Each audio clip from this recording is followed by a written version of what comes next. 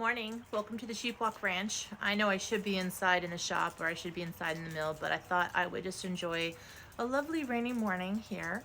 The sheep are off in the distance, so there's no point even trying to wrangle with them to get them into a cute photo op. But I wanted to say, hey, we made a whole year happen at the fiber mill, and seeing all the machines run yesterday was pretty rock and roll. We've spent the last week trying to figure out what our speeds are going to be, how we're going to be able to process, who goes where. But having 4 spinners, 2 pliers, and 2 spinners that could be pliers means that we're going to be able to actually meet the needs of our community in a more efficient way. And again, we don't take every job in because that's just not what we are. But we are very honest about our timelines as well. So if you're interested in working with the mill, just give me a call. And I'd like to talk a little bit about a project that's close to my heart. So again, Navajo Turo, sorry. But it's funny because, if there's a community that needs attention, they're obviously poking me and saying, pay attention. So I had received fiber from a customer, and I was one of a couple of mills that were involved, and they were testing to see who was going to enjoy it the most. And the Belfast mini mills are really set up for medium to coarse fiber. So this was a no-brainer, but it wasn't that simple, because when they send you samples and the samples are damn near perfect, pardon me for cussing, but if they're perfect and almost even and balanced, when you have to really open them up and look to make sure. So it's not actually ever going to be perfectly balanced throughout on a single ply. But what was cool is I could sit there and work this until I got my gauge, until I figured out some things about the machines to make them work even better for everybody concerned. And what works for one does not work for everybody else. So you're constantly making adjustments. You're really are part mechanic and part artist at the same time. So one of the things we do is I always have, when I have the leftovers, like the last little bits, this will become my skein and get washed with the rest of it. But I took a few pieces off just for me to test. And, oops, sorry, dropped one on the floor. So one of the things we do is we keep a swatch. And I don't know if you've ever done the butterfly before. You run it through your thumb like this, over your pinky, figure 8, right? Pretty self-explanatory. It comes to an end. Run it around my finger. Okay, so see, around my finger, run through. It's a little weaver's trick, but I'm sure it's also a color work person's trick, because I first learned it when I was doing color work sweaters and stuff. So you don't want to make it so tight that you can't get that out. But the nice thing is that when you need that yarn, you can frame it up. See, draw it, and then pull that loop out, and then you have access to that color. So, especially if you're doing intarsia, fantastic for intarsia. So the other thing that we keep in our stash, besides a drop spindle, is a Becca loom, or just a loom in general. I have Ashford looms as well, and I know I have Louette looms in my stash, but this one is the one that was already pre-warped. It's the size that I want it to be. So what I did was I ran through up and down, got my stitches on, and really packed it on. And the nice thing about this warp, one, it's completely inappropriate for this fiber.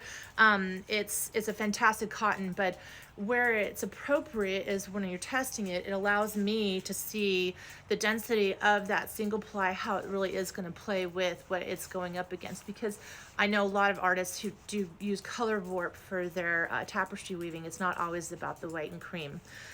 So we're able to do that. And I always keep a weaving needle on hand. The Becca loom comes with one of these. You have a nice shuttle. But the other thing that I really love is I'll keep my Ashford Inkle loom shuttle. And the reason I like that is because it has a nice thin edge. I don't know if you can see that.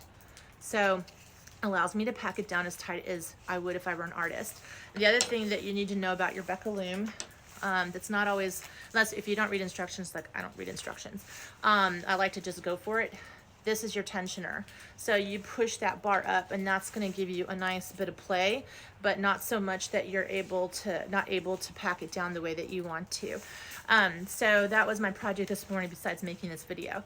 The other thing that I wanted to let you know about is I kind of put out there the Texas fiber gathering thing. This is not in conjunction with the fiber shed. The fiber shed is an all-encompassing a phenomenal project that I know they're working on.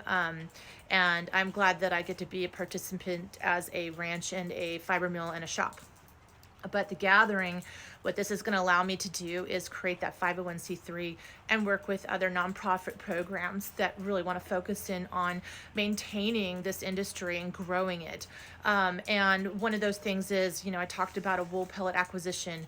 This is not personal. This is every ranch our size, every fiber mill really needs to have one because it is circular. It is part of that economy.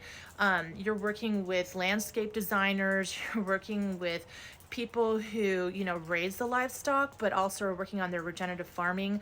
So this isn't just one of those fly-by-night, ooh, someone else has one theories. This is something that's been on all of our minds for several years now.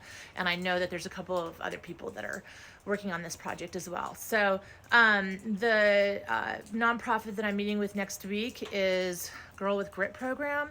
I've known Blythe for a long time, and the idea of getting people in here, whether they're girls or boys or whatever, is really phenomenal to me because it should be a trade school opportunity. People should be able to come in and do a mill boot camp. So we will be offering something similar like sharing school.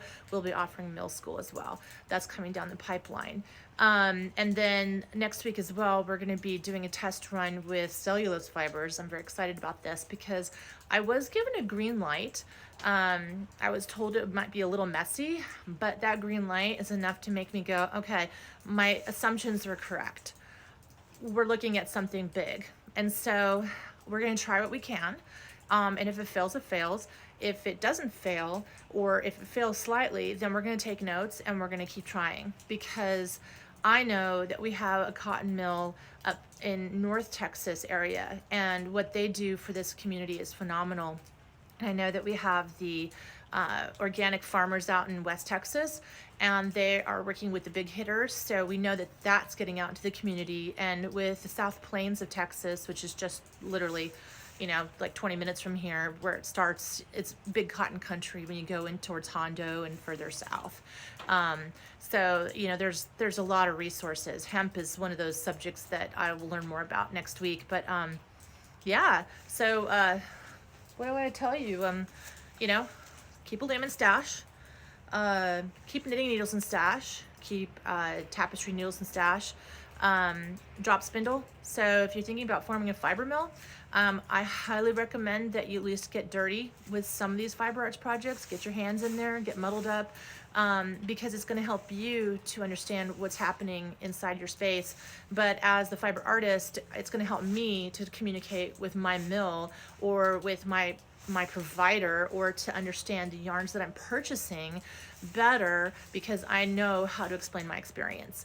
But yeah, education, always, number one. And don't ever let anyone define who you are. You define who you are. Best advice that was given to me a few weeks back, and it's just like one of those moments, was you do you.